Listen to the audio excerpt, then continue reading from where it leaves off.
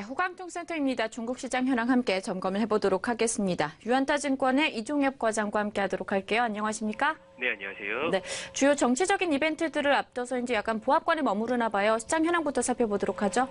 네, 오늘 중국인민은행은 이제 미국 FOMC에서 이제 25bp 금리 인상 발표 이후 이제 역RP, 그러니까 역환매 조건부 채권 7일물 금리를 기존 2.45%에서 이제 2.5%로 0.05bp 인상을 하였습니다. 그동안 이제 중국 내 역RP 금리는 사실상 중국의 좀 정책 금리 역할을 좀 해오고 있었는데요. 이러한 조치는 여전히 중국이 이제 긴축에 대한 스탠스를 좀 유지하고 있다라는 점에서 투자 신뢰는 다소 좀 부정적으로 작용하는 모습을 보였습니다.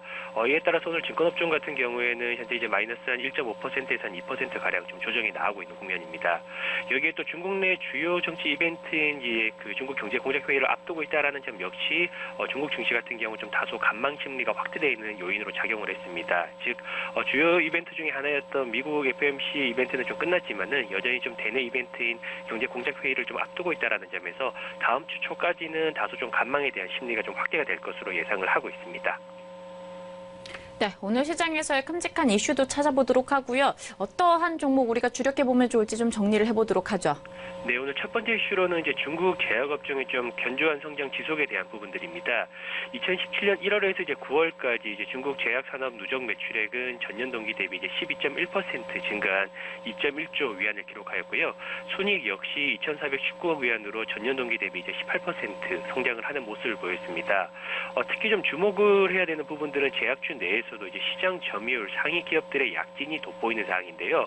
대형사들 같은 경우 이제 기존의 이제 수입 업체들의 의존하고 있던 영역들에서 새롭게 진출을 하고 있는 사항들인 거고, 여기에 이제 중소제약주들의 시장 점유율 역시 좀 빠르게 잠식을 해 나가고 있는 국면입니다. 이러한 부분들이 반영이 이제 되어서 이제 물론 이제 그 중국의 이제 대표 제약주라고 할 수 있는 항서제약 같은 경우에는 연초 대비 이제 80%가 넘는 주가 상승을 좀 보여주고 있는 상황입니다. 하지만 이제 중국 같은 경우에는 이제 글로벌 내 가장 빠르게 좀 고령화가 좀 진행이 되고 있다라는 점과 중국 내 상위 제약사들의 좀 가점 현상들이 보다 두드러지고 있다라는 점을 생각을 한다고 보게 되면은 내년 역시 중소형 제약사들보다는 대형 제약사들에 대한 투자가 유망해 보인다라고 말씀드리도록 하겠습니다. 그리고 이제 또 다른 이슈로는 이제 중국 내 이제 환경 오염에 대한 부분들입니다. 지난 8일 이제 개최된 중국 정치국 회의에서는 환경 오염 방지를 비롯한 이제 2018년 3대 해결 과제가 좀 선정이 되었습니다.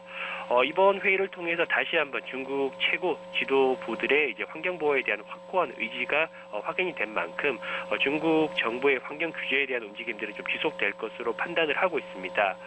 구체적인 이제 부분들로는 이제 2018년 1월부터 환경보호세가 공식 시행이 됩니다. 이와 함께 또 오염원 배출 허가제가 동시에 좀 도입되는 이제 부분들이기 때문에 기업들 같은 경우에는 오염원 배출 절감을 위한 장치 도입이 보다 빨라질 것으로 예상을 하고 있습니다.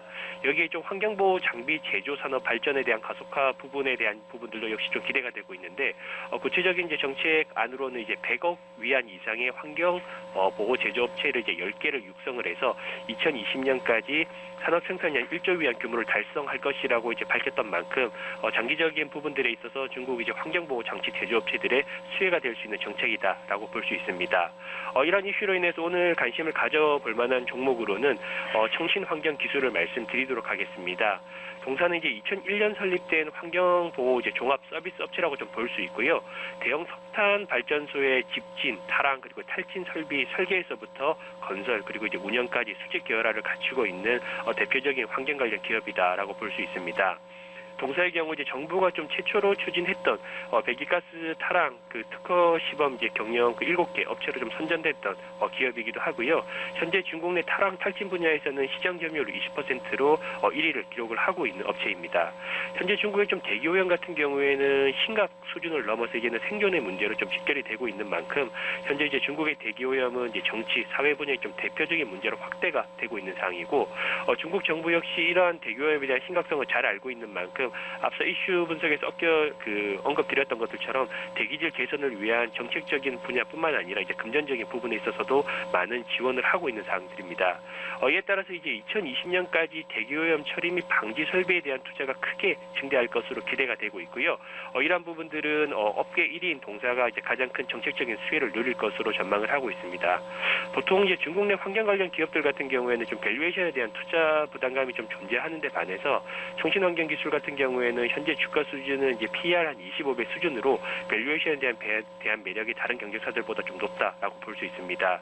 결론적으로 이제 2020년까지 대기오염 설비 투자에 대한 부분들이 확대가 된다라는 점과 다른 업체들 대비 밸류에이션에 대한 부담감이 크지 않다라는 점을 생각을 한다고 보게 되면은 현재 가격대에 이제 22화 부근에서는 좀 긍정적인 접근 유효하다라고 정리 드리도록 하겠습니다.